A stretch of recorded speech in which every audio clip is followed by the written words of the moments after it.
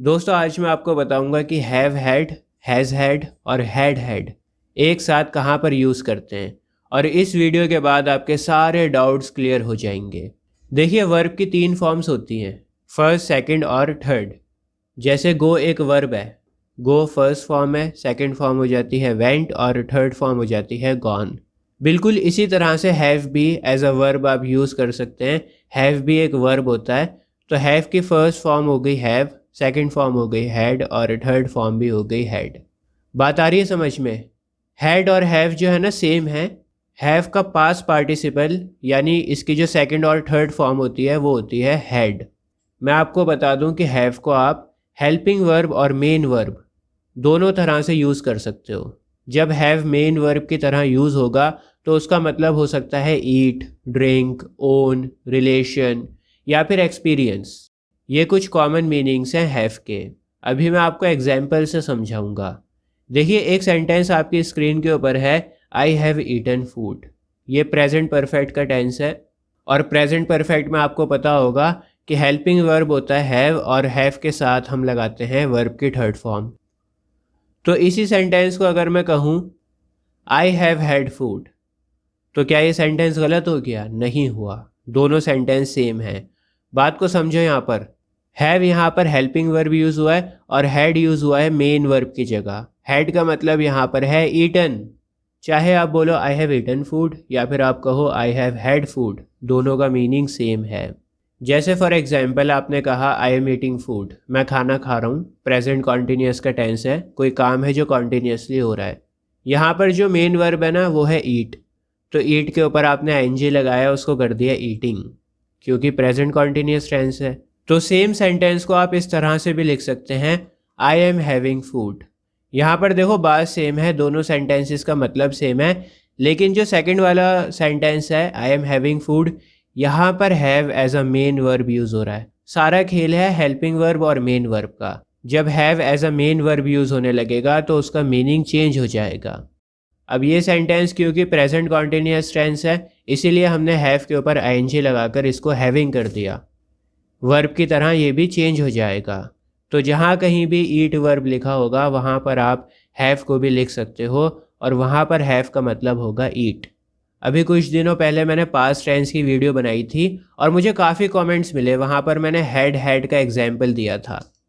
तो आप लोगों के काफ़ी कमेंट्स आए, आपने कहा कि हैड समझ में नहीं आया।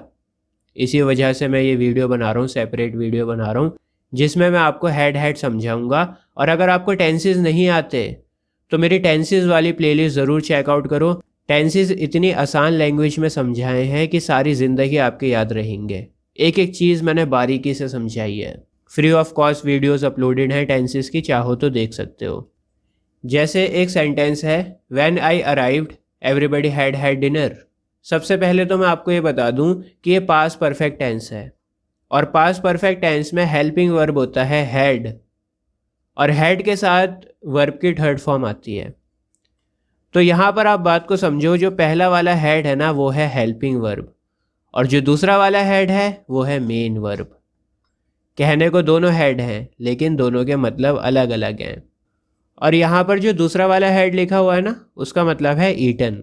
बात आ रही है समझ में? जो पहला वाला हेड है वो है हेल्पिंग वर्ब और दूसरा वाला हेड है वर्ब की थर्ड फॉर्म। और इस सेंटेंस का मतलब है कि जब मैं पहुंचा तो सभी लोग डिनर कर चुके थे। एक सेंटेंस और है आपकी स्क्रीन के ऊपर, he has had 4 jobs in 2 years। अब देखिए हैज़ हमने यहाँ पर इसलिए लिखा है क्योंकि हमारा जो सब्जेक्ट है ना वो है ही। और मैंने आपको बताया था टेंसेस वाली वीडियो में कि अगर आपका सब्जेक्ट होगा ही, शी, इट या नेम तो फिर आप हमेशा हेल्पिंग वर्ब यूज़ करोगे हैज़। और अगर आपका सब्जेक्ट होगा आई, यू, वी या दे तो फिर आप यूज़ करोगे हेल्पिंग वर्ब हैव। तो यहाँ पर हमारा सब्जेक्ट है ही, इसीलिए हमने लिखा हैज़।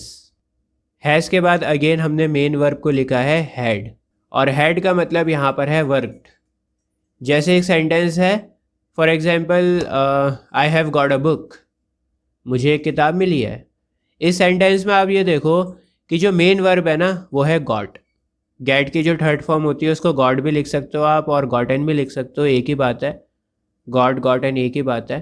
तो गॉट यहाँ पर वर्ब की थर्ड फॉर्म है और अगर मैं लिखूं कि I have had a book तो इसका मतलब भी सेम ही होगा, मुझे एक किताब मिली।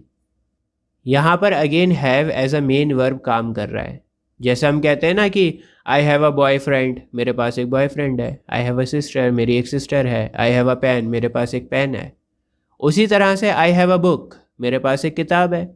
यहाँ पर हैव पोसेशन को दिखा रहा है। आप कह रहे हैं कि ये मेरा है, पोसेशन को दिखा रहा है। तो उसी तरह से I have had a book का मतलब है आप पोसेशन को दिखा रहे हो, आप बता रहे हो कि ये किताब मुझे मिली। दोस्तों, हैज़ हैव हैड को अच्छे से समझने के लिए टेंसेस का पता होना ज़रूरी है। विदाउट टेंसेस आपके कॉन्सेप्ट्स क्लियर नहीं होंगे, इसलिए मैं बार बार बोल रहा हूँ कि डिस्क्रिप्शन बॉक्स में लिंक मिल जाएगा आपको। टेंसेस को समझिए पहले, तभी आपको ये कॉन्सेप्ट्स क्लियर होंगे। आज के लिए बस इतना ही। जय हिंद।